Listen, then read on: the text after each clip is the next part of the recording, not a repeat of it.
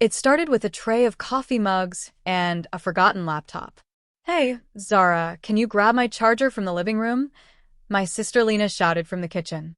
"Laptop's dying." I nodded, balancing the tray, already tired from cooking for a family that barely looked me in the eye unless they needed something. I stepped into the living room, saw the glowing screen, her MacBook still open, Slack messages pinging softly. I wasn't going to snoop, but then a bold header caught my eye. Family only eyes speech balloon. My hands froze around the charger. The screen was wide open to a group chat. Familiar names. Dad. Mom. Lena. Our cousin Neil. Aunt Rhea. Even my younger brother, Sam. A message from Lena hovered at the bottom. "She'll help, obviously. Zara always helps. She's just too desperate for our approval to say no. We all know that." Then Sam added, "Yup. She comes running. Every time. It's kinda pathetic now." My mouth went dry. My ears rang. I hadn't even finished reading before another message popped up. It was from Mom. "Don't feel bad asking. She lives to feel needed. It gives her purpose. If we don't lean on her, what else does she have?" The world tipped sideways. Every favor I had ever done for them. Every late-night call I answered. Every dollar I wired when rent was a little tight. Every job I took on top of my own exhausting work just to make sure they didn't go without. It was all mocked, dissected, reduced to some sad craving for affection. And they were right about one thing. I never said no. Not when Lena cried about student loans. Not when Dad needed help covering a mortgage payment he secretly gambled away. Not when Mom said her arthritis was acting up again and she couldn't work. I always dropped everything. I gave them all of me. And now they laughed about it. The room spun, but I stood still. Charger in one hand. Truth in the other. Lena's voice rang from the kitchen again. "Did you get it?" I walked back, handed it over. "Here." My voice didn't shake. My face didn't change. But something inside me did. Something finally snapped, not into anger, not into vengeance. Into clarity. And for the first time in my life, I smiled without guilt. The next day, I started saying no. Not in anger. Not with dramatic speeches. Just no. Lena asked if I could cover her car payment this month. Just until I get my bonus. I looked at her calmly. "I'm sure you'll figure it out." Sam messaged me a meme and then a quick, "Hey, think you could spot me $200 just for a few days?" I typed, "Can't. Good luck though." Mom called, her voice already laced with false concern. "Zara, sweetie, can you drive me to the doctor on Tuesday?" "My knees." "I have meetings all day," I said. "Maybe Sam can do it. But gotta go. Love you." Click. And each no felt like air. Light. Freedom. But kindness isn't weakness. So instead of cutting them off, I gave them something they couldn't twist. Silence. Space. And the chance to show who they were without the crutch of my generosity. I watched. And slowly, the cracks formed. Lena's lies about rent caught up to her. Mom's web of poor me collapsed when she had to ask someone else. Sam? He spiraled when no one bailed him out. But I wasn't vengeful. I wasn't gloating. I just waited. Quiet. Growing. Because I had a plan. Not revenge. Not bitterness. A reality check, one that would make them see me for once. Not as their helper. Not as their bank. But as the woman they'd underestimated. And I was going to deliver it where it hurt the most, but also where it would heal. They wouldn't see it coming. But when it did, it would shake them awake. And for the first time in their lives, they'd finally listen. By the end of the week, I was invisible. The group chat still buzzed. I hadn't told Lena I saw it. I wanted them comfortable, unguarded, their masks still on. So they kept talking. I watched. Lena complained. "I don't get it. She's acting weird.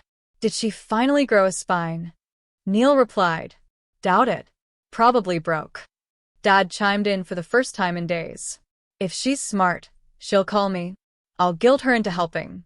Worked last time." Worked last time. They had no idea I'd read every word. But I wasn't sulking, I was building. You see, what they didn't know was that I wasn't just some pushover with a decent paycheck. I'd spent the last 2 years investing quietly, partnering with a startup, taking courses at night, and working with a mentor who believed in me more than my family ever had. And last month, my side hustle? It got acquired. The deposit hit my account 3 days before I saw that group chat. 7 figures. Clean. Legal. Mine. But I told no one. Because this was never about showing off. It was about becoming someone I didn't need their permission to be. Saturday came fast. We had a family dinner planned. Lena's idea, of course. Mom texted, "Zara, you're still bringing dessert, right?" I replied, "Absolutely." And I did. Only this time it wasn't store-bought. I hired a private pastry chef. Mini cheesecakes infused with rose petals and gold leaf. Delicate lavender tarts. Art on plates. When I walked in, I was wearing a tailored deep navy jumpsuit, minimalist jewelry, and a smile so calm it unnerved even Sam. "Whoa, look at you," Lena said, raising a brow. "You finally stopped shopping at clearance racks?" I didn't flinch. "Good to see you too." Dinner was predictable. They laughed, bragged, made little jabs at me masked as jokes. Mom raved about Lena's new boyfriend again. Dad told another tired story about how he almost became VP at a company 20 years ago. And I listened, like I always had. Only this time, I didn't absorb a single word. I was watching, preparing. Then, Lena leaned across the table with a wine-stained smile. "So, about that favor. You know I wouldn't ask if I wasn't desperate." Here it was. The ask. The moment. Everyone grew quiet. Even Mom set down her fork. "I need a loan. Just for a month. 10 grand. I'll pay it back. Promise." I looked around. Every eye locked on me, waiting for the familiar script. Zara nods. Zara says yes. Zara saves the day. Instead, I smiled. "Of course I'll help." Relief flooded the room. Laughter returned. "But I won't give you money," I added, my tone soft. "I'll give you an opportunity." Silence. Lena blinked. "What?" "I'm starting a nonprofit," I said, voice steady. "Focused on young women who've been financially and emotionally manipulated by their own families." Dad chuckled nervously. "That's oddly specific." "I know," I said, eyes meeting his. "It's close to home." Lena crossed her arms. "So, you're what? Refusing to help unless we perform in your little charity project?" I leaned in. "No, Lena. I'm offering you a job." "A what?" "I need someone to coordinate donation drives. You're good at asking for things. Maybe try doing it for someone else for once." Sam scoffed. "So, you're punishing us?" I tilted my head. "No. I'm inviting you to grow." Mom slammed her fork down. "You've changed." I smiled. "Thank you." The table was tense, uncomfortable, real. And that's when I pulled out the envelope. I laid it on the table. "What's this?" Dad asked. "My lawyer's contact. The organization I partnered with just finalized the endowment. I'm placing $500,000 into the trust. It'll be managed transparently, audited monthly. No handouts. But if any of you want to work for it, really work, the opportunity is there." Lena looked at me like I had 2 heads. "You're kidding." "I'm not," Sam muttered under his breath. "So this is your power trip?" "No," I said, still calm. "This is my boundary. The door is open, but it's no longer a revolving one." And then I got up, took my coat, kissed my mom's cheek. "I love you," I said, voice soft, even when it's hard to. Then I walked out. No drama. No slamming doors. Just peace. The next morning, I woke up to a dozen missed calls. Mom, Lena, Sam, even Dad. No one ever called me that much unless something was wrong, or unless something finally sunk in. I didn't call back. Instead, I opened the curtains to my little balcony and breathed in the quiet. For once, the silence in my life wasn't loneliness. It was liberation. I wasn't angry anymore. I wasn't hurt. I was simply done performing. And when you stop playing the part people wrote for you, It's funny how they panic. By noon, Lena showed up at my door. She knocked like she meant it. When I opened it, her eyes searched my face, maybe for weakness, for softness. But she found something else entirely. She found me. "Can we talk?" she asked, voice tighter than usual. I stepped aside. Sure. She sat on my couch, looking too put together to be comfortable. Designer bag, lashes done. But her hands trembled. "I don't know what's happening," she blurted. This new attitude, it's weird, Zara. You're scaring me." I raised an eyebrow. "Scaring you?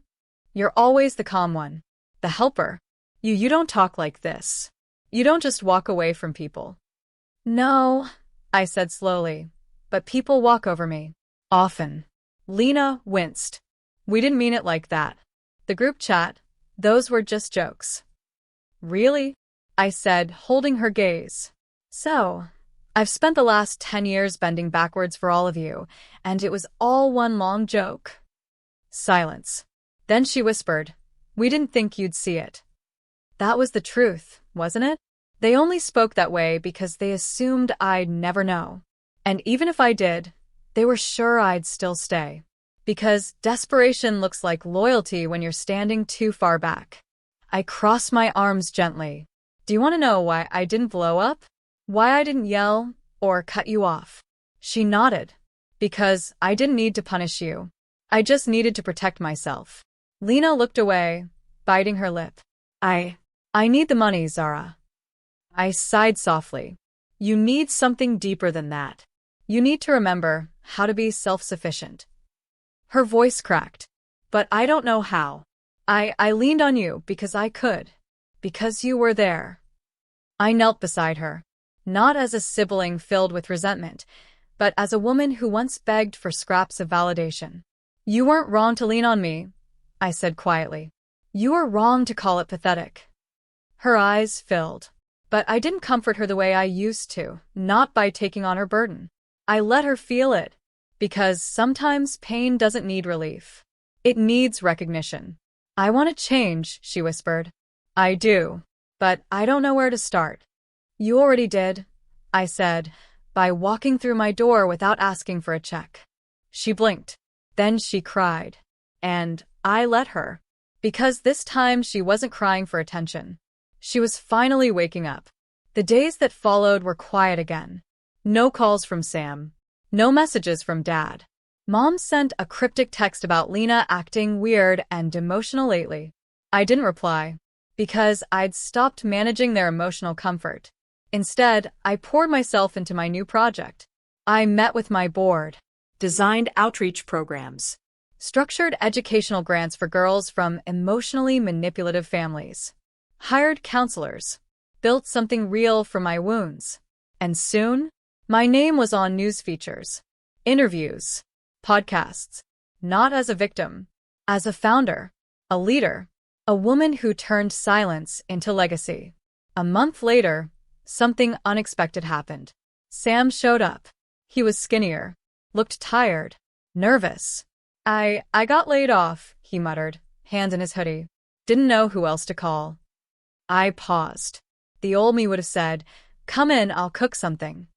Maybe even hand him cash before he asked. But now? I stepped outside and closed the door gently behind me. "Come walk with me." He frowned. "What?" "Walk. No car rides. No handouts. Just a walk." And as we walked, I told him what I told Lena. "You weren't wrong to lean on me. You were wrong to never offer your hand back." He didn't cry. He didn't beg. But by the end of the walk, he asked a question he'd never asked me before. "Can you teach me what you've been doing?" And I smiled. Because that was growth. Not revenge. Not guilt. But choice. The night I saw my parents again, the air felt heavier. Not because I was scared, but because I was prepared.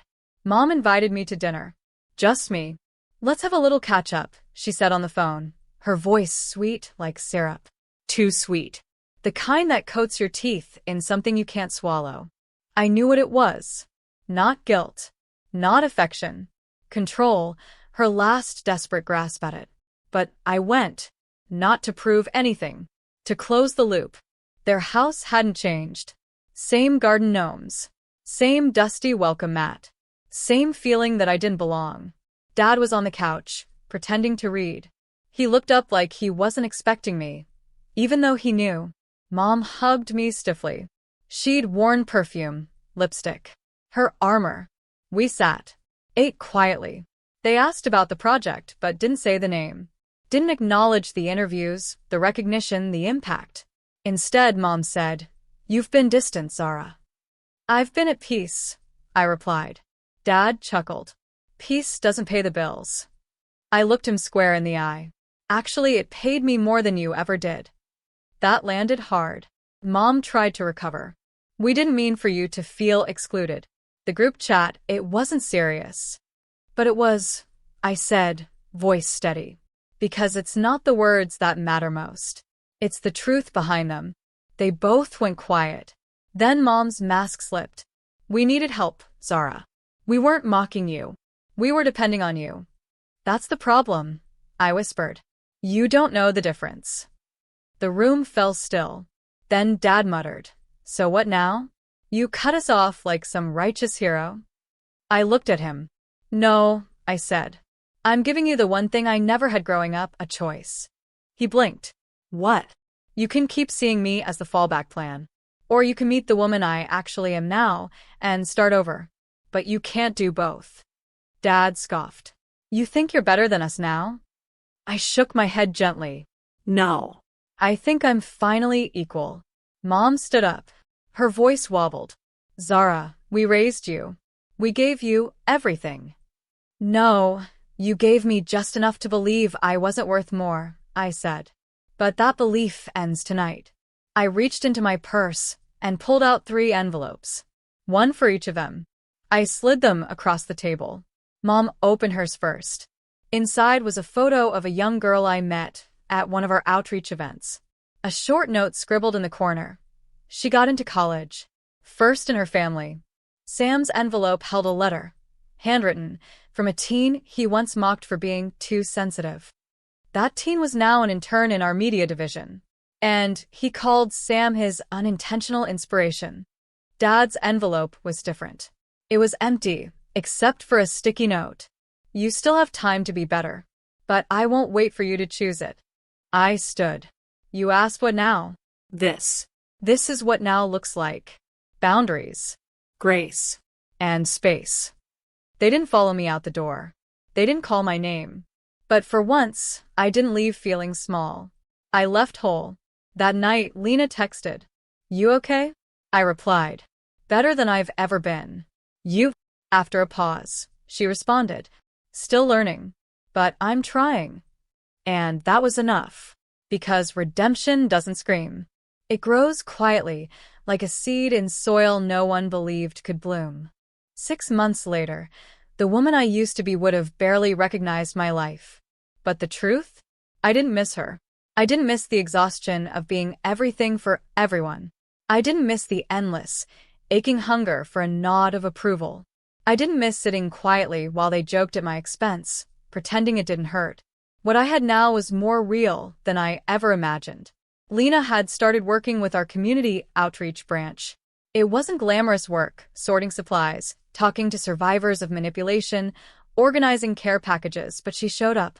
One day, she pulled me aside. "I didn't know how much I hurt you," she said. "But now I see it. Every box I pack, every story I hear, it's like looking in a mirror. And I'm sorry." I didn't cry. I just hugged her. Because the best revenge isn't watching them fall. It's watching them grow. Sam took longer. He didn't jump into a job. He didn't join the foundation.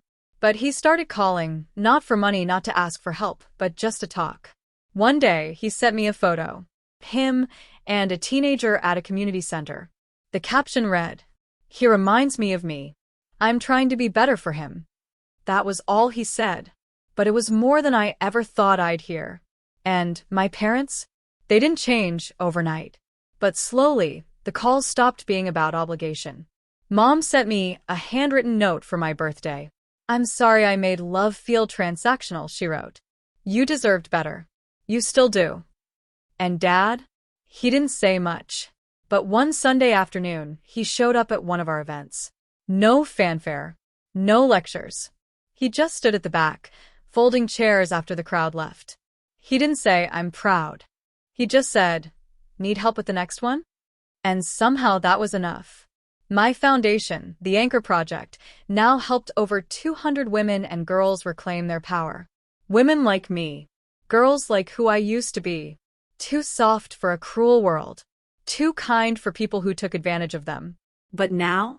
They were builders, artists, entrepreneurs, warriors in their own quiet ways. Every time I stood before them, I remembered that message from the family group chat. She'll always come running. She's too desperate for our approval to say no. Maybe that version of me did run, but not because I was desperate. I ran because I believed I had to earn love. Now? I walk. And the only thing I chase now is peace. As I closed my journal one evening, I glanced at a sticky note still pinned to my desk. The one I wrote after reading that group chat. It said, "Don't burn the bridge. Just build your own." And I did. And from that bridge, I invited others across. Not out of revenge, out of hope, because sometimes the real reality check isn't harsh. It's gentle, and it heals everyone.